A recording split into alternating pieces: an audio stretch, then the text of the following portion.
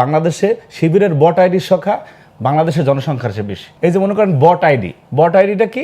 এই আইডির হলো একজন মানুষ, সে এই লোকটা না, কিন্তু উনি আইডিটা চালাচ্ছেন।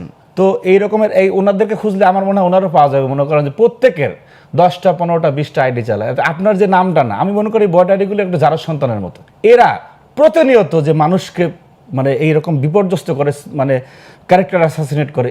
এই দলটা আবার যদি বলে যে তারা নীতি নৈতিকতার কথা বলে, এটা বাংলাদেশের ছাত্র রাজনীতির জন্য একটা লজ্জার ঘটনা। সুতরাং আমি মানে প্রতিনিয়ত যেগুলো দেখতে দেখতে মানুষ বেশি উঠছে। আমি একদিন রাজশাহী ইউনিভার্সিটিতে বলছিলাম যে বাংলাদেশে শিবিরের বট আইডির সংখ্যা বাংলাদেশের জনসংখ্যার চেয়ে বেশি। আপনি হিসাব করে দেখেন তাই হবে।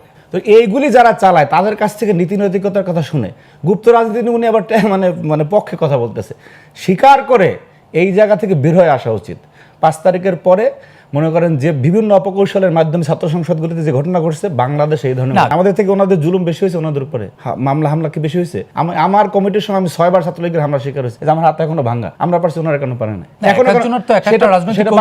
এইটা তো অপকৌশল, এটা কৌশল না, এটা অপকৌশল। 5 তারিখের পরে এখনো কেন ওনাদের অনেককেই গুপ্ত থাকতে হচ্ছে? ওনারা বিভিন্ন শ্রেণী পেশার মধ্যে ঢুকে, বিভিন্ন মানুষের মধ্যে ঢুকে, এই যে ঢাকা বিশ্ববিদ্যালয়ের যে 2টা ছেলে জুবায়ের এবং মোসাদ্দেক, তারা সাদিক ফরহাদের চেয়ে বড় শিবির। সমস্ত ডাকসুতে দেখেন এখন তাদেরকে কেন রাখছে?